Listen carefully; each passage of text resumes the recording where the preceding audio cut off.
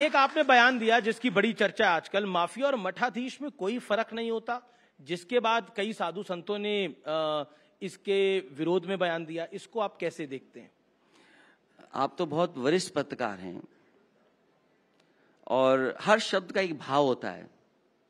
अगर मैं ये कहूं कि आप पत्रकारों के सबसे बड़े मठाधीश हैं तो आपको कैसा लगेगा?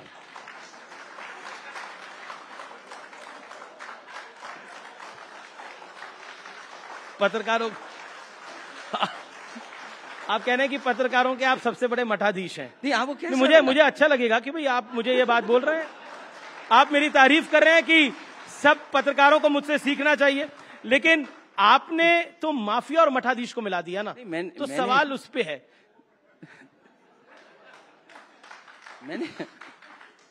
मेरा भाव गलत नहीं था। नहीं, मैं बिल्कुल आपके भाव को अच्छे से समझ रहा हूं। आपको कैसा लगा? मैंने तो बोला मुझे तो अच्छा लगा। मुझे अच्छा लगा। अच्छा, अगर आप ये बात, मैं तो आपका भाव अच्छा ही मान के बोल रहा हूं, मुझे अच्छा लगा।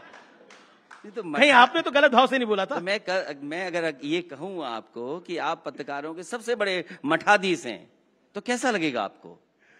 तो पर मैंने भी आपसे सवाल पूछा, माफिया और मठाधीश को मिला देंगे तो फिर आप तो कईयों को तो बुरा लगेगा।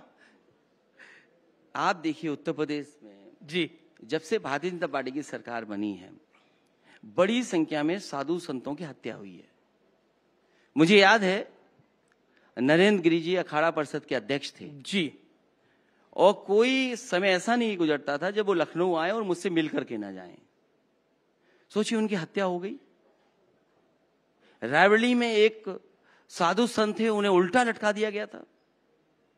लखनऊ में एक हिंदू वाहिनी के नेता थे, हिंदू सभा के, उन्हें मार दिया गया था। तो ये सब क्या था? और फिर मैंने किसी साधु संत के खिलाफ नहीं बोला है, मैंने तो केवल मठाधीशों के खिलाफ बोला है। इसमें बुरा किसको लग रहा है? मैं किसी भी निशाना कहां था? संत के खिलाफ नहीं बोला है मैंने। मैं आज भी जानते हैं आपका निशाना कहां था? पहले भी इतने भोले नहीं है अखिलेश जी, आप भी जानते हैं आपका निशाना कहां है। नहीं, तो मैंने उनके खिलाफ नहीं बोला। मैंने सुना और देखा है कि वो हमारे पुतले जलाए जा रहे हैं। पूरे उत्तर प्रदेश में 6 पुतले जले हैं। अरे यार, हमें कहें तो हम 30 आधे घंटे में 600 पुतले जलवा दें।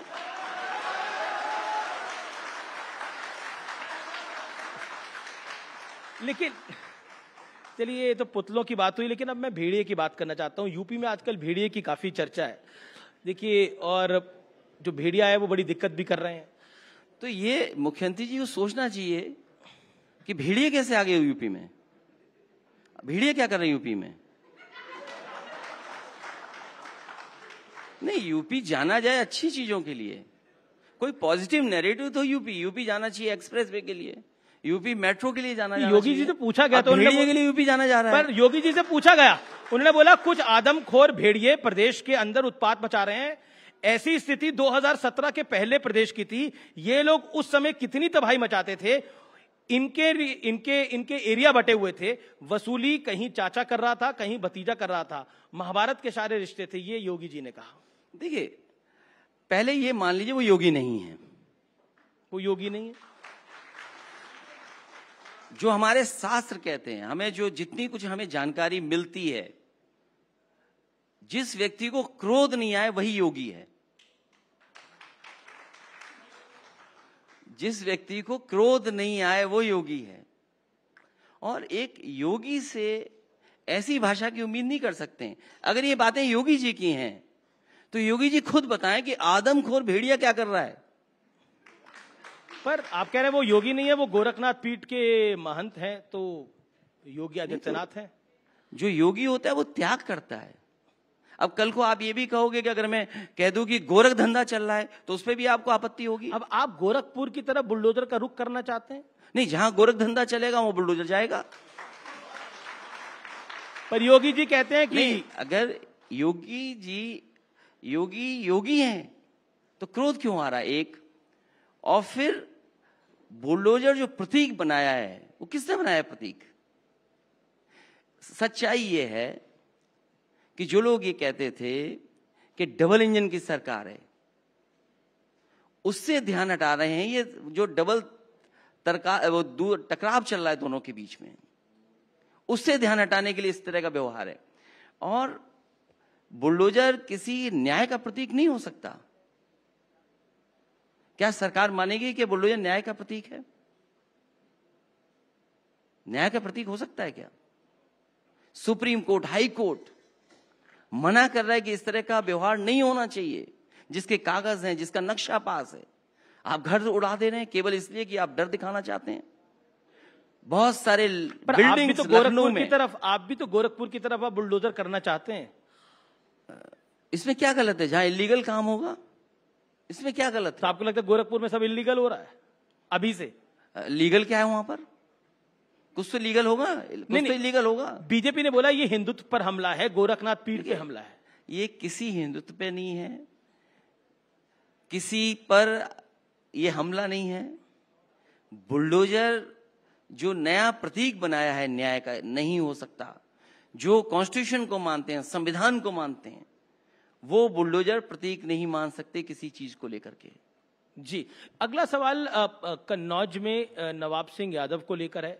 एक घटनाक्रम हुआ, उसको लेकर बीजेपी ने बहुत सारी इल्जाम आपकी पार्टी पे लगाए।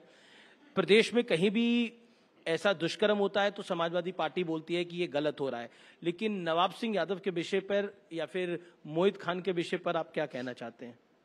मैं जानता था ये सवाल जरूर आप लोग पूछेंगे। जिस व्यक्ति का आपने नाम लिया है जी, उसका संबंध बीजेपी के नेताओं से बहुत अच्छा है। और ये बात अगर आप जानना चाहें तो कन्नौज के पुलिस कप्तान से फोन मिलाइए, वो आपको सच्चाई बता सकते हैं। एक बीजेपी का गुट फंसाने में लगा था, एक बीजेपी का गुट बचाने में लगा था। इसमें समाजवादी पार्टी क्या करे? पर वो कहते हैं नेता आपके हैं, वो कहते हैं नेता आपके, हमारी पार्टी इंडिया अलायंस का फोटो है। फोटो हमारे साथ होगी, पार्टी के नेताओं के साथ होगी। वो हमारी पार्टी में कब थे? 2019 का चुनाव हम हारे हैं, 2019 चुनाव हारे, 2022 का चुनाव हारे, 2017 में इन्हीं लीडर्स का क्या रोल था? तो इसीलिए तो मैं कह रहा हूं कि क्या बीजेपी जाति देख करके जोड़ रही है समाजवादियों से, समाजवादी पार्टी से जोड़ रहे हैं? उन्हें अपने झांकना चाहिए कि आखिरकार बचाने में और फंसाने में कौन लोग लगे थे। जी, न्यूज़ 18 इंडिया चौपाल, एक ऐसा मंच जहां जब जब बात निकलेगी तो सिर्फ दूर तक नहीं बल्कि दुनिया के कोने कोने में जाएगी, क्योंकि इस बार बात होगी भारत के वैश्विक महाशक्ति बनने के लक्ष्य पर। सरकार, समाज, सेलिब्रिटी और स्पोर्ट्स स्टार्स के साथ न्यूज़ 18 इंडिया चौपाल देखिए सिर्फ न्यूज़ 18 इंडिया पर।